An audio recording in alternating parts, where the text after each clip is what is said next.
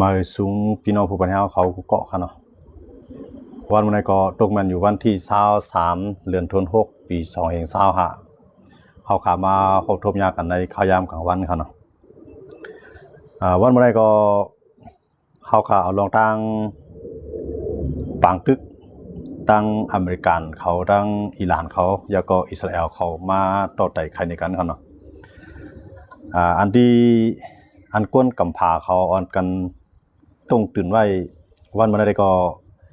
เกี่ยวข้องในลองตีอันอเมริกันเอาเครื่องบินกับปล่อยหมักลงใส่ที่โครงการนิวเคลียร์ของอิหร่านเขาเนาะอันนั้นมีเผยวนเมียนยาก็มีเผยถังว่ามันจะเปลี่ยนมาไหลย้อนเบอร์ประธานาธิบดีโดนัลด์ทรัมป์ย้ำรัดไว้ว่าติปันข้าวย้ำให้อิหร่านเขายอมกึดลือลองเฮ็ดเครื่องหลักนิวเคลียร์เนี่ยติปันข้าวยามให้ว่นตา2 อาทิตย์พอถึง2 อาทิตย์ก็ติดตัดสินใจว่าติเลยเฮ็ดจังหื้อเนี่ยติเมื่อนั้นในประธานาธิบดีโดนัลด์ทรัมป์ก็ไปปันความตอบสั่งที่กวนตั้งนำที่อันถังเทิงมาอยู่ว่าอเมริกันเขา2ได้เข้าร่วมในปังตึกอิสราเอลได้ลังอิหร่านเนี่ยก็อำป่วนเสซาวฉีโจมองเนี่ยภายตั้งอเมริกันเขาห่างแฮนเครื่องบินตั้งหมดตั้งเสียงเต็มมีอยู่1 ปาก25 ลำค่ะเนาะ1 ปาก25 ลำในมินเขาในเมืองของอิหร่านกว่าในข้ายามกลางกันข้ายามเตียงขึ้นลึกเย็นค่ะเนาะมือข้ายามมันกว่านั้นก็เครื่องบินในบินกว่าพวกเตรียมต้องฟ้าเขาอยู่เนาะว่ามันเป็น1 ปาก25 ลำนั่นขนาดเนาะเลยว่า1 ปาก25 ลำในมันจะมีเครื่องบินเอาข่าวแล้วก็จะมีเครื่องบินล่องหนเครื่องบินล่องหนในอันยุกมากกว่า1 ลำในตีปีกว่าอะไร2 ลูกเลยครับเนาะ1 ลูกในตั้งนักมันก็จะมีอยู่จะมีอยู่หมอก 13,000 เฮงโลนะครับเขาว่าได้ครับนะ 13,000 เฮงกิโลได้แล้วก็จะมีป้าเครื่องบินตึกครับเนาะเครื่องบินจู่โจมเครื่องบินตึกแล้วก็จะมีแทงป้าดังเครื่องบินสร้างน้ำมันครับเนาะเครื่องบินเติมน้ำมันเนี่ยมีนกว่าในเมียงนาตีกันในกว่านะครับเนาะเมียงนาตีกันในกว่าเมื่อข้ายามันกว่านั้นในรายวันลูกเอาที่เมืองอเมริกันในขี่กว่าในข้ายามเตียงขึ้นของเมืองอเมริกันครับเนาะขี่เครื่องบินปาก25 ลำในครับนะปาก25 ลำในมันถึงเครื่องบิน B2 ได้ก็มันเดมีอยู่ก้นขับมัน2 เกาะเนาะแต่เกาะนึงได้ไปปูดกันนั่นขนาดเนาะ1 ลำในที่ขี่กับ2 เกาะก็ในมือข้ายามันกว่านั้นในข้าวตั้งที่เขากว่านั้นใจข้าวตั้งอยู่34 ชั่วโมงครับนะขยามกว่าก็พวกขยามมาแทง34 ชั่วโมงปองว่าตั้งกว่าตั้งมา68 ชั่วโมงครับ68 ชั่วโมงนะพี่น้องเขาบนด้วยครับมันก็ถึงไหลมันไกลติเตียวว่าครับเนาะมันไกลติเตียวว่ามันจะเฮาคาเฮาดูแตกมันได้ยังไงมันจะเฮาคาอยู่เกี้ยงใหม่ได้กับกรุงเทพเนี่ยเฮาขี่ในหมอก40 นาทีเครื่องบินเนี่ยครับเนาะหมอก40 นาทีปอป้าว่าปอก็เครื่องบินก็ปอตูตันเนี่ยก็มันมีรองขัดข้องเนี่ยก็ตีไว้ขยามหมอกชั่วโมงเนาะอันในปอขี่ก้าในใจ8 ชั่วโมงครับนะปอขี่ก้ากับกรุงเทพใจ8 ชั่วโมงตั้งไว้ใน1 ปากต่อถึง1 ปาก20ตั้งไว้มันก็กับว่าขี่เครื่องบินในหมอก40 นาทีถึง1 ชั่วโมงก็กับอันอเมริกันเขากว่าในทำมีไฟคู่เซโก้ครับนะต่อบ่ถึงกับมังไอ้ขึ้นปอกมากขึ้นในต่อบ่กับมังไอ้ขึ้นปอกมายาวก็มาปืนเผาก้นดังนำ2 ผู้ว่าอเมริกันในกับยื้อใส่อิหร่านครับเนาะดีแน่ๆมันเป็นอันที่ก้นกำผาเขาในตกใจทีเดียวว่าครับมันจะหนังขี่เขารัสเซียเขาอันเขาย้ำรัดว่าอเมริกันเขาในตับซึกอเมริกันในแกนแข่งตันรัสเซียขี่เขารัดว่าตับซึกเขียนในตั้งแกนแข่งมันเปียงอเมริกันตั้งตูกูภายภายในวันกันยุกยองถูกเก่าครับเนาะก็การลองเป็นเต้นั่นอเมริกันเฮ็ดนี้ว่าในกำผาลุงผ้าในให้พวกเหมือนอเมริกันไรเนี่ยมีเฉยเมืองในครับเนาะวันเมื่อในขี่เขารัสเซียเขาปดเลยตกใจครับนะทีนั้นกว่าในเครื่องบินปาก25 ลำนั่นมีไผฮู้จอมอย่าว่าอันฮู้จอมเนี่ยเดี๋ยวมีผู้นำอังกฤษผู้นำฝรั่งเศสเนาะแล้วก็ผู้นำอิสราเอลอันนั้นได้อเมริกันแจ้งไว้ทานตั้งเนาะอเมริกันแจ้งไว้ทานตั้งก็การเป็นกวนในเมืองอเมริกันในกวนฮู้เนี่ยปน6 ก้อยเขาว่าตั้งในเมืองอเมริกันตั้งเมืองนะครับนะกว่าสิเลยจ่องให้ขึ้นปอกมาครับนั่นว่าใช้หลับเขาเลยว่าแก้ติกับมังใส่ในเตใจหมักลงอันที่ หมักลงปัตเตอร์ในขณะอันเนี้ยปังเกอร์ปัตเตอร์ในขณะจีของมันขณะหมักลงอันไหนมันเดควายกว่าไตต้องเครื่องบินB2ในขณะเครื่องบินB2ในมันเปิดปุ่งตามห้างในมันเจอนกคุ้งกันนะเพิ่งมีนก่อนในมันเจมันเจอนกคุ้งอันนั้นเขาป้ากว่า14ลูกค่ะเนาะเอากับยืดล่วงใส่ใน14ลูกค่ะนะอันในน้ำหนักมันใน1ลูกในมีหมอก13,000เฮงโลค่ะเนาะบางก็ว่ามี30,000อันนั้นได้ก็มันข่าว1ช่องมันเหมือนกันนะข้อมูลมันค่ะเนาะเอากับยืดใส่14ลูกเนี่ยผมจะยืดพอมันนะเพราะลูกนึงปล่อยลงก็เอาแทงลูกขึ้นตอกลงจ้อมแทงทำขึ้นปล่อยมาใส่แทงในเครื่องบินอันยุกหมักปัตเตอร์ในกว่าในหมักปัตเตอร์ใน1ลูกใน1ลำในเป้ได้2ลูกไว้ค่ะนะ1ลำในเป้ได้2ลูกไว้เอากับ2ลูกก็นะครับเครื่องบินB2ในเครื่องบินรองหัวในเตมีอยู่7ลำค่ะนะอันใน7ลำในเอากว่า1ลำในก็2ลูกค่ะเนาะเอากับปล่อยใส่ก็ในอเมริกันเขาในกับปล่อยใส่ในได้ปล่อยอยู่3ตีค่ะเนาะตีหลักๆมันในเดมีอยู่3ตี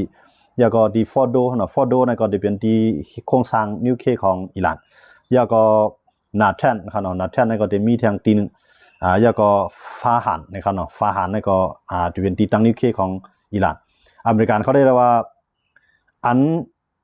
อิหร่านเขาสะสมเฮ็ดสร้างมาครั้ง40ปีนั้นศูนย์เปล่าเนาะบอกว่าเยี่ยนเป็นศูนย์เนาะย่าลูกเดียวไรมั่วเดียวนะครับเนาะอันนั้นได้เป็นข้ออ้างภายในอเมริกันเขาก็อันเป็นอิหร่านเขาก็ออกมาตอบว่าอันเป็นอเมริกันเขาอันเป็นอิหร่านเขาก็ขึ้นออกมาตอบว่ามันนำไรกวยมันมีลองลูซุมอีดอดก็นะครับว่านะอิหร่านเขาได้ว่าจังได๋ก่อนที่อเมริกันเขาได้มามังนั้นเขาบ่ยุคค่ายตีมันไว้ก่อนลงนา3วันแล้วนะครับว่านะที่เขาว่าได้ครับนะก็ภายอเมริกันเขาเรียกว่ามันเหลียวหมดอ่ะอเมริกันได้ตัวโน้ตเท่าในมาลัดยุกยองยออาร์มคนตับซึกอเมริกันเขาที่เรียกว่าครับเนาะแล้วก็เบนจามินเนทันยาฮูผู้นำอิสราเอลก็ออนกันมายุกยองตั้ง2ผายในเขียงยุกยองกันเนาะอิสราเอลก็ยุกยองอเมริกันในกำผานั้นมีภัยเมืองอเมริกันแล้วมีภัยขึ้นอเมริกันแล้วอันอเมริกันเทียบได้เลยว่ามาถูกตั้งเนาะก็ในอันเป็นตัวโน้ตทำก็สำหรับว่าเตียนเขาเหตุการณ์ได้ง่ายใช่ไหมก็ย้อนเปิดอิสราเอลเขาปากตั้งบันเขาเยอะการซื้อการสร้างอิหร่านเขาในก็มังเวทโครงสร้างก็อิสราเอลเขากับมังเวทโครงสร้างของอิหร่านเขาตั้งเลยแต่ว่าการเข้าจ่องได้ออกมันเนี่ยแต่ว่าตั้ง2ผายในเขียงยุกยองกันครับเนาะเขาตั้ง2ผายในเขียงยุกยองกันก้อยกับอันก้นตั้งนำเปียกเจอที่เดียวว่าได้แห้งเลยเครื่องบินอเมริกันกว่าในเปลี่ยนปาก25ลำในแห้งเลยมีไผฮู้ยาวก็กองอันให้กลางด้านกลางหาวเครื่องดังๆให้กลางด้านกลางหาวอิหร่านนั่นก็เหตุการณ์เลยสิอันยาวก็เครื่องบินอันไปเกียรติเคนากลางหาวของอิหร่านนั่นก็มีสิลำอเมริกันในตั้งกว่าตั้งมาในมันติดใจเข้าตั้งอยู่68ชั่วโมงค่ะโอ้ไกลตั้งเก่าพี่น้องขอบคุณด้วยค่ะนะตั้งกว่าตั้งมาค่ะอันกว่าใกล้34ชั่วโมงค่ะนะลูกกว่าที่เมื่ออเมริกันในกว่ายอดเบื่อเมื่ออเมริกันมันอยู่ไกลนะยอดก็ลูกกว่าที่เมื่ออเมริกันในข้ามแทงปางลายเอแลนเด็กนี่ครับเอแลนติกในมันก็กว้างใหญ่ทีเดียวค่ะเนาะเป็นมหาสมุทรอันกว้างใหญ่ทีเดียวยอดก็ป้วนปางลายในกว่าแทงในขึ้นป้วนยุโรปกว่าแทงตั้งเสียงค่ะนะจ่องให้ขึ้นกว่าล่วงตั้งตะวันออกกลางมันจะว่าล่วงก็นะในขยามันกว่าน้ำล่วงสิติมือหรือไรสร้างน้ำมันในเขาเด็กสร้างเขาเด็กเวสร้างน้ำมันอยู่3ตีก็เวสร้างน้ำมันน่ะจะว่าเวลงเหนือลินค่ะนะอยู่ในกลางฮาวเซเอาเครื่องบินเทียงลำนึงมาสร้างใส่ปันน้ำมันเทียงล่างเทียงลำนึงนี่เขาได้ตั้งกว่าตั้งมาในไรสร้างน้ำมัน3กัมในครับว่าเนาะที่เครื่องบินที่เขากว่านั่นค่ะเนาะแต่ว่าเขาป้ากับมดเอาเครื่องบินเนี่ยว่าเครื่องบินชายข่าวในว่าเครื่องบินเฮกลางเนาะเครื่องบินคุ้มกันนั่นค่ะเนาะมันเสียงกับผู้เขียนได้เข้ามาไปหล่อไปตึกเปียนั่นเนี่ยอันนั้นก็ห่างแหนกว่าแล้วก็เครื่องบินอันต่างหมากเขาก็มีศูนย์ต่างหมากอันปล่อยหมากเขาก็มีศูนย์ปล่อยหมากให้เนี่ยกำไรหรือนำก้านในปังหลายเนี่ยเขาห่างแหนไว้หมดค่ะนะคือลำน้ำนั่นเขาดีทูมาฮอกเนี่ยที่เขายื้อมาในปังหลายเนี่ยมันเต็มอยู่30ลูกอันในลูกก็ดีในปังหลายยื้อออกมาค่ะนะลูกไตน้ำบนมานั่นเป็นห้องว่า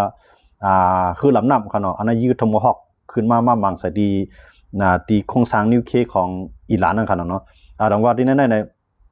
ก้นกับฝาลุงผ้าในตาเหลือกนะตาเหลือกมันตกใจไว้นั่นค่ะเนาะโอ้อเมริกันเฮ็ดไรจังเหือในขั้นทันเนาะมันจะว่าเครื่องบินก็เอามันนำมาเป็นนั่นแล้วก็อันกว่ามังในก็ใจว่าเป็นตีธรรมดาเขาเนาะเป็นรองใหญ่ตอนตาอิหร่านที่เดียวว่าอัตราอิหร่านได้สร้างอะไรในใจขยามเป็น40ปีค่ะนะก้อยกามาเลียวในขยาม25นาทีค่ะนะอันอเมริกันกว่าได้มันกว่าใน34ชั่วโมงก้อยกาในขยามมันเหตุการณ์ในแหละปล่อยหมากลงใส่นั่นใจขยาม25นาทีค่ะเนาะอันนั้นที่อเมริกันเฮากับมังในค่ะเนาะบอกว่าที่นั่นเนี่ยอิหร่านลาดว่าติดตอบ ขึ้นไฮตันขึ้นขิงขาข้าวย่ำในต่อเทือนมันไปหันอิหร่านตอบเนาะเขาก็ใครหันอิหร่านตอบเพื่อนก่อนเพราะว่าอิหร่านตอบขึ้นในอเมริกันแล้วว่าตีขึ้นตีเฮ็ดให้อิหร่านในป้อมหรือสังในคณะอเมริกันเขาว่าไว้จังนั้นคณะสังจะว่าอิหร่านในตอบผู้ให้ในเสลอิหร่านนั่นตอบย่อก็อิหร่านก็ย่อมเฮ็ดยอมขอตกลงลองนิวเคลียร์จังนั้นเอาภัยเกี่ยวข้องAEIA นั่นเข้ามาด้วยตรวจสอบจัดเทศด้วยเลยว่าพวกอิหร่านเขาย่อมรับดีในอเมริกันก็ได้เย้ากันได้ก็ในคณะลองปังตึกนะก็ว่าอิหร่านถ้าว่ามันจังว่างขวางบันไดในคณะอิหร่านก็รับว่าจังว่างขวางบันไดอันนั้นแหละที่ก็ตื่นติเลยตอบแทนขึ้นอเมริกันย้อนเปิดอเมริกันอยู่เปิงหลังตั้งเสียงนะครับเนาะอิหร่านก็มื้อเดียวนะอิหร่านในมีนก็หารัสเซียเนี่ยจ่อยอิหร่านค่ะนะอิหร่านในใครใจเรียกไปแล้วค่ะนะรัสเซียเนี่ยยอมจ่อยแห่งซึกยอมจ่อยแห่งกองนะจอยมาก็ติมาเหมือนเช่นหนังขีปนาวุธอีเดียรอดย้อนเบอร์รัสเซียในกูระยะยุโรปมันนะมันก็กูตรงนั้นว่ามื้อเดียวในขี่ก็ลาดว่าเนอิสราเอลเขาเนาะนี่ว่าอิสราเอลเขาอเมริกันเขาในเฮ็ดให้กัมพาในมันวุ่นวายเนาะอันก็มันเป็นรองธรรมดาดีว่ามันขิงนี่กันนั่นคั่นเนาะก็ในว่าขี่ก็ออกมานี่ก็ออกมาห้องปานน้ำนั่นคั่นเนาะออกมาซีซ้อมอิสราเอลเขาซีซ้อมอเมริกันเขารัสเซียเขาจะได้เนาะเหมือนเช่นหนังกวนในเมื่ออเมริกันก็เข้ากันก็ผมจะว่าปันแห้งกันเสียงก็เหมือนเช่นหนังภายวุฒิสภาห้องว่าสภาสูงนั่นคั่นเนาะออกมาจีนี่ว่าประธานาธิบดีโดนัลด์ทรัมป์ในเฮ็ดก่อเหลียวมันก้อยในนั้นขนาดเนาะเฮ็ดก่อเหลียวมันก้อยเขาได้หาลอกไล่แต่ได้ถอดถอนแบบประธานาธิบดีโดนัลด์ทรัมป์ในครับเนาะอันนั้นได้เป็นฝ่ายดิโมแครตเขาฝ่ายปฏิดิโมแครตอันเป็นปฏิของโจไบเดนนะเมืองต่างนั้นขนาดเนาะว่าจะเป็นโจไบเดนเนี่ยว่าจะเป็นบารักโอบามาเนี่ยว่าจะเป็นละลายฝ่ายที่เป็นฝ่ายค้านนั่นน่ะฝ่ายคัดค้านฝ่ายสารคัดนั่นขนาดเนาะเขาได้เขาออกมาสารคัดนี่นะแล้วก็ที่อันโดนัลด์ทรัมป์เฮ็ดในมันไหลผ่านสภาเนาะไหลเสียงกลางใจในสภาแล้วก็ก่อเฮ็ดโดยทั้งเกาหลีมันในคั่นเนาะอันเป็นฝ่ายพิเทคเซกเตมันก็แล้วว่าอันนั้นได้มันมีศูนย์เฮ็ดไรย้อนเพื่อว่าอิหร่านได้เปลี่ยนอันจังคุกคามลุกลามต่ออเมริกันมันเมื่อน่ะจังเป็นเพกเขียนต่ออเมริกันมันเมื่อน่ะย้อนบ่ใช่นั่นแหละอเมริกันได้รู้ไล่ถอนแบบปัญหาอันต่างกว่านี้มันได้เกิดขึ้นนั่นคั่นเนาะพิเทคเซกเนี่ยออกมาลาจังได๋โดนัลด์ทรัมป์ก็จี้สั่งมันก็ทำเฮ็ดจอมนั่นคั่นเนาะบอกว่ามีเขากวนเฮา7ก็เตียนโฮมมือกันในเฮ็ดก่อนเล่มมีไผฮู้จอมคั่นเนาะไปปล่อยทรายข่าวนะต่อถึงพวกกวายไม้ขึ้นมาซับยังแจงข่าวก็ดังนำจองฮู้ว่าอเมริกันในกับมังมาในนั้นคั่นเนาะที่ในๆเป็นอันดีว่าอเมริกันในมันเลยว่า อเมริกันในมันเลยว่าแขนได้เตี้ยนั่นคั่นเนาะตั้งแขนมันในมันใครหนาเลยอันเปิ้นเฮ็ดกันในจึงในหนังเอาคั่นนะมันเฮ็ดนั่นนะมันกว่ามังมากับในมันก็มาอยู่ไปตัวนำบ่ได้มาอยู่ไปตัวยเงาลายมันว่าอิหร่านได้ตอบหมดเลยมันจังหนังตั้งตาวันออกกลางที่มันก็ตั้งตับซึกไว้กูตีๆในอเมริกันในห่างเฮียนไปหมดเอาคั่นเนาะบางพื้นที่แลบเต็มบ่หลอดพี่ก็คายกวนไว้หมดเอาคั่นนะอเมริกันในคายกวนไว้หมดกำในอิหร่านได้ว่ามันได้ตอบแทนนั่นน่ะมื้อเฮาก็มุ่งมองใครให้อิหร่านตอบแทนเฮาเขาติเลยหันว่าทั้งสองฝ่ายเนี่ยมันได้ยิ่งใหญ่บ่กะหือเนาะก็ก็ฝ่ายด้านอเมริกันเขาในให้มันอยู่ในรองให้มันอยู่ในรองในตั้งในจอมเลยปักเปลืองวงกลางซึ่งเมืองนั่นน่ะอเมริกันก็รับว่าอันเฮากัดตึกใน1ในห่ำแล้วก็ตึกซึกอิหร่าน2มาในมียังหมายยังอ่านแต่ได้ปวดเปียดผู้นำในการอุปเปิงพ้องงำของอิหร่านก็ก็อันเฮาเฮ็ดปังตึกในเขาย่างมื้อเดียวในมันเป็นปังตึกนิวเคลียร์ต่ออิหร่านก้อยเนี่ยเพราะว่าอิหร่านยอมรับรองได้สิเลยกึดตึกกันดังอิสราเอลแล้วก็มาอุปโอลองนิวเคลียร์แต่ได้กึดลองนิวเคลียร์นั่นคือเดี๋ยวมีแทงมาตั้งนานเนี่ยอเมริกันในปันเส้นตั้งไว้อยู่2ตั้งเนาะ1ในที่พร้อมเป็นบางตึก2มาใน1ได้ให้1ได้ให้มาอุปโอนั่นคั่นเนาะ2มาก็เพราะว่าย่อมอุปโอก็ให้เกิดเป็นบางตึกใหญ่อเมริกันเขาได้มีไว้ปันเส้นตั้งอิหร่านเลือก2ตั้งกำในอันเปลี่ยนภายโอ้ยดีอเมริกันเขามันเส้นนังอังกฤษเขาฝรั่งเศสเขาเกี่ยวปานเขาจะได้ก็ออกมาลัดจ้อมคั่นเนาะฝรั่งเศสได้ก็ลัดว่าอันอเมริกันเฮ็ดในมันเป็นตอนตาเฮฮามมันเป็นตอนตาเฮฮามลองนิวเคลียร์ของ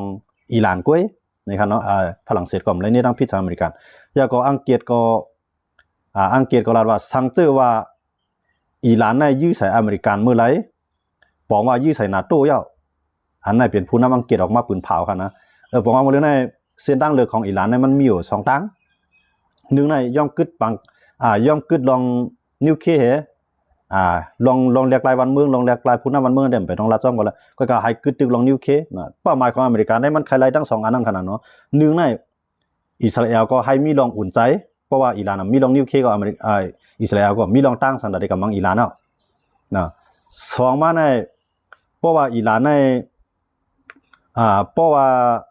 อิหร่านและอิสราเอลมังกันและอเมริกันเข้าจิ้มจ้อมในอิสราเอลเพราะว่าอิสราเอลในอ่อนๆกับเต้ๆในมันจังเปลี่ยนปัญหาวันมื้อหน้าอเมริกันในก็เตรียมจำมิติปึงอิงจังไรว่าอิสราเอลก็อย่าไปให้ไล่เลี้ยวนำเลือนให้ย่าก็อิหร่านนั่นก็ให้เอาไปหลอกหยอกอิสราเอลให้อิสราเอลนั้นเฮ็ดจ้อมหนังตีอิหร่านเอาตีอเมริกันเขาใครเปลี่ยนนั่นขนาดเนาะแต่ว่ามันใครไล่ทั้งสองอันอเมริกันน่ะหนึ่งอิหร่านก็อย่าไปให้ไล่ร่วมให้สร้างแห่งซึกแข็งอยู่ตอนตาได้เป็นอันเขียงตาต่อซาอุเขาอันเป็นอันเขียงตาต่ออิสราเอลเขาย่ามาซาอุนั่นก็บ่มีอิหร่านในคุกคามมันซาอุนั่นก็เตรียมทอมอเมริกันมันก็ได้เกื้อกับจุเขตรัสเซียมันกูมันเปลี่ยนจังไหนจังไรว่าอิหร่านเนี่ยอย่าไปให้มันเหลียวให้มันมีเฮียงไว้อยู่ใกล้กับว่าอย่าไปให้มันเปปุนไรให้มันบอกว่าเฮียงมันงามกันตั้งอิหร่านในตั้งซาอุก็ให้มันงามกันไว้เพราะว่าซาอุเนี่ยมีผู้เขียนเหมือนเรื่องอิหร่านเนี่ยก็มันจังเปียอเมริกันเพราะมันเปียอเมริกันก็ดิ่งเนี่ยอิหร่านเขามังมันจังว่าให้กูภายในอันว่าได้เป็นผู้เขียนก็ย่าอันเป็นอ้วยลีก็ย่าให้ขึ้น10เป็นอ้วยลีของอเมริกันกว่าเลยอย่าไปตอบเทียงความลาดของอเมริกันอย่าไปตอบเทียงลองเฮ็ดสร้างของอเมริกันกูภายให้ย่อมรับอเมริกันอันนี้เป้าหมายของอเมริกันครับนะจังว่ามันอเมริกันในพวกมันใครบังอิหร่านเลี้ยวรับคาไปตั้งเมืองก็มันเฮ็ดอะไรนะก็การมันเลือกเส้นตั้งอันนั้นจริงฮะเนี่ยเพราะว่าตั้งแต่วันออกกลางเนี่ยมันมีมหาอำนาจเหมือนเช่นUAE ค่ะเนาะ UAE สหรัฐเอมิเรตส์ในขณะอันนั้นก็เปลี่ยนตับซึกกันแข่งแข่งจุ่มหนึ่งนั่นก็กำในซาอุดิอาระเบียนี่ก็เปลี่ยนตับซึกกันแข่งแข่งเมืองหนึ่งกำในอิสราเอลในก็เป็นเมืองอันเป็นตับซึกกันแข่งแข่งเมืองหนึ่งย้อนมาจากนั้นก็มาอิหร่านเป็นตับซึกกันแข่งแข่งก็อเมริกันให้มันกุมไรกูจุ่มเนาะกูเมืองอันว่าได้เป็นอิสราเอลอันว่าได้เป็น UAE อันว่าได้เป็นซาอุดิอาระเบียอันว่าได้เป็นอิหร่านให้มันกุมกับในกวนในมันต้องว่าหลูให้เขาในแข่งกันไล่นะให้มีเฮียงขับมือกันไล่สังเกตว่าทุบแบบอิหร่านในเลี้ยวลงกว่าให้ก็ในพวกอิสราเอลในใครเฮ็ดไทยทั้งเพื่อนมันก็ใครลุกล้ำต่างเมืองว่าเนี่ยมันเต็มทอมอเมริกันยันเบื่อมันหันว่ามันใหญ่หมดอ่ะมันเต็มทอมอเมริกันยันไม่ใช่ในตรงว่าเพราะว่าอิสราเอลในแข่งคอมาเมื่อไรตัวอเมริกันเมื่อนั้นก็อเมริกันก็ดีหาล็อกไล่ในจำใจต่ออิหร่านให้อิหร่านในขึ้นเขียงตาต่ออิสราเอลอันนั้นมันเป็นล็อกไล่เฮ็ดสร้างของอเมริกันเขาคันเนาะอันนั้นแหละกวนที่มันเคยเป็นมหาอำนาจมันได้เลยมาวางแผนจังนั้นที่ว่าเมืองนั้นมันลีลงกับทุบรวมไปได้หมดเบิ่งก็เฮ็ดนั้นเราก็บอกว่าพวกภายนึงร่วมกับมันได้เป็นรูปองจึงมาทางภายมันได้เข้าเกื้อกับทางตั้งให้ไหนมันเต็มคุ้มกำไรดีๆขนาดเนาะจังไรว่าเพราะว่ามันต่อให้มันเป็นที่ชังก็ยากเพราะว่ามันยังตึกถ่อมความเฮาอยู่นั่นก็ตึกเปลี่ยนพ่อนลีตาเฮาอยู่นั่นนะความหมายของอเมริกันสังเกตว่าอิหร่านในย่อมเฮ็ดจ้อมหนังอเมริกันเขาเนาะเตี้ยมันในอิหร่านในได้เลยพ่อนลีตั้งนำเขานะสังว่ามันเฮ็ดจ้อมหนังอเมริกันหนึ่งในอเมริกันในได้ลวดเฮียงรัสเซียเขาขี่เขาล่วงกว่าอิหร่านในเฮ็ดโกตั้งอเมริกันเฮ็ดโกรัสเซียเฮ็ดโกขี่เฮ็ดโกเลย3ภายมือเลี้ยวในอิหร่านในมันเฮ็ดโก2ภายคั่นน่ะมันเฮ็ดโกรัสเซียเลยขี่ก็มันเลยเฮ็ดโกป้าอเมริกันนะย้อนเบอร์อเมริกันในปีกป้ายมันมีเป็นว่านั่นคั่นน่ะเนาะย้อนเบอร์มันถอมอเมริกันและอเมริกันก็2เลยปันแห่งซาอุยาก็ปันแห่งอิสราเอลหยิบมันไว้คั่นนะอิหร่านนะเพราะว่าอิหร่านในมือเลี้ยวในพวกอิหร่านมีนิวเคลียร์ยาวมามือหลายเนี่ยอิสราเอลนั่นก็เตรียมรอดย่ามาในอิสราเอลในเมืองมันเรียกนะอิหร่านในเมืองมันใหญ่กวนมันหนำกำในซาอุในก็เมืองมันก็บ่ใหญ่เต้ย่ามาจากนั้นแหละเพราะว่าอิหร่านมีนิวเคลียร์นะอิหร่านในได้หาล็อกไล่หลอกเขาจังได๋นะหลอกอิสราเอลก็ลีหลอกซาอุก็ลีสหรัฐเอมิเรตส์ก็ลีในเขาจังได๋ได้ยากกินย่ามาจากนั้นแหละมื้อเลียวในอเมริกันในก็หายไปให้กล้องเห็นมันลดลงอินนั่นขนาดเนาะก้อยกำถึงที่ให้มันตายก็นะบอกว่าให้เอ็นแห้งมันอ่อนลงในล็อกไล่เรียนอเมริกันครับเนาะล็อกไล่เรียนการศึกการเมืองของอเมริกันเพราะว่าพี่น้องเขาว่าเสียงบ่ลังนะครับเนาะคาลาดวุฒิเตือก็เนี่ยนะจ่องไปได้ยินดีขึ้นครับมังป้องกันมีปัญหาที่ไมโครโฟนครับเนาะก็ในเมืองมหาอำนาจอันว่าในมันตื่นแต่ไรมันตื่นแต่ไรสร้างให้มันมีปังตึกจึงคือล่ะเนี่ยเขามหาอำนาจว่านั้นมันชื่อว่ามหาอำนาจเงินคำนี่เด้อครับมันมหาอำนาจทางการศึกเลยครึ่งกองกลางเพราะว่ามันวันเมืองไหนหนีแบบบ่ดอกตึกยืมสั่งกันเอาเนี่ยก้นนึงเนี่ยมันเฮ็ดมากองขายออกเนี่ยมันแก่เลยก้นให้ไทยเฮ็ดหน้าขายกินนะเนาะที่ง่ายๆมันเป็นนั่นน่ะตรงว่ามันขายมากองนึงลูกก็ได้มันตานก้นกล้าก้นขายผู้หลายปีเมืองอ่ะ นะตรงว่าย้อนบ่จังนั้นแหละว่าเพราะมันมีปังตึกขึ้นมาเนี่ยเพราะว่ามีอิหร่านเอาในอิหร่านเนี่ยมันแกนแข็งเอาในซาอุก็พูดได้กับซื้ออย่างเครื่องนักอเมริกันอิสราเอลก็พูดได้กับซื้ออย่างเครื่องนักอเมริกันเนี่ยมันมีไผได้มาบังเขาอ่ะย้อนบ่จังนั้นแหละว่ามันหลวมีก่อนไปมังก่อนนึงก็หลวไปขายเนาะก็ในเพราะว่ามันจังหลังรัสเซียก็เหมือนกันเพราะว่าอิสราเอลเขามันแกนแข็งซาอุเขามันแกนแข็งก็ในอิหร่านในแกนแข็งแล้วเนี่ยอิหร่านก็มันจังก็ซื้ออย่างเครื่องกองกลางนักที่รัสเซียก็ได้ขายก็ในขี่ก็ได้ขายย้อนบ่จังนั้นแหละว่านังคืออิหร่านเนี่ยได้มีเสียงต่อก้อนต่อรองต่ออิสราเอลเขาซาอุเขาไล่นั่นเนี่ยขี่เขารัสเซียเขาก็จอยทางๆนึงก็ในอเมริกันก็นังคืออิหร่านโปเตอำป่วนเรือนั่นอิหร่านโปเตจังอำบ่ป่วนเรือความแห้งหนาลานั่นน่ะเพราะว่าเมื่อเป็นผู้เขียนเฮาก็มาด้วยในโอ้ยลีก็อันนั้นไปมังมาเย่าก็เก่าก็ที่มังมาแทงในความหมายของอเมริกันนะมันมังว่าจังนั้นจังว่ามื้อเหลือในมัดทุบว่าก็ไม่อยากให้เพิ่นตอบว่าในอเมริกันในว่านะอยากให้อิหร่านได้ตอบมันเพราะอิหร่านตอบมันในมันเต็มมังหนาหรือในทาง10ปุ่นในเขาว่านะอันนั้นตึกเปลี่ยนน้ำจิ้มมันไงที่มันว่านะเครื่องบินปากเศร้าหาลับในตึกเปลี่ยนน้ำจิ้มมันไงอันไหนมหาอำนาจเขาในกันนะเครื่องบินปากเศร้าหาลับมังในข้าวดังข้าวตั้งอันไรเหตุการณ์ให้เล่มปล่อยหมักในได้25นาทีแกก่อนนึงในเก็บหอมตอมจู้เฮ็ดช้างมาใน40ปีครับก่อนนึงเฮ็ดมา40ปีก็เอา25นาทีเห็นมังแบบมันกว่ากันบ่ครับพี่น้องเขาบ่ด้วยกันเนาะอันนั้นเลยว่ามันดีตัวจังไหนนะมหาอำนาจในพวกเขามังมันดีตัวจังไหนกับในอเมริกากวนเมืองของซาอุเขาได้เอากวนเมืองของอิหร่านเขาได้ผมพอใจกวนเมืองของอิหร่านเขาจะจื้อมากก็ย่อเพราะว่าเขาตอบขึ้นวันเมื่อนาอเมริกันนั่นก็ได้ตัวผู้เขาได้เดียวนะครับความหมายเขาเนาะเขาได้เขาชวนให้ลงปองจึงเขาในตึกชวนให้ลงปองจึงเขาได้ขึ้นตอบแทนขึ้นอเมริกันเนาะเมื่อตอบแทนอเมริกันก็รัดไว้ว่าตีร่วมมือกันตั้งการศึกตั้งอิสราเอลเนาะตั้งอิสราเอลอังกฤษก็รัดไว้ขนาดเพราะว่าอิหร่านได้ขึ้นมังขึ้นอเมริกันเมื่อไรก็เหมือนตั้งมังนาโต้ในอเมริกันในผมว่าอังกฤษได้เกี่ยวเข้ามังอิหร่านจ้องก็เหลียวขนาดสังว่ามันเพราะว่าอิหร่านก็มังพวกอิหร่านมังอเมริกันในอังกฤษก็รัดว่าเหมือนตั้งว่าอิหร่านได้ยืนนาโต้นะกำลังแห้งเลยอันอเมริกันมายืนอิหร่านทำอังกฤษทำว่าคือล่ะในอังกฤษทำว่าย้อนเปิดอิหร่านในเปลี่ยนเมืองอันจอยแถมผู้ก่อการให้เมืองอันกว่าปันแห้งผู้ก่อการให้ในมีศูนย์ตาเตเลยมีนิวเคเพราะมีนิวเคในจังเป็นเพียให้จ้าต่อกำผาอันนี้เป็นข้ออ้างของอังกฤษเขาย้อนบ่เช่นนั้นเลยอังกฤษก็แล้วว่าพอเย้ากันกว่าที่ไหนอิหร่านก็ย่อมกึดลองนิวเค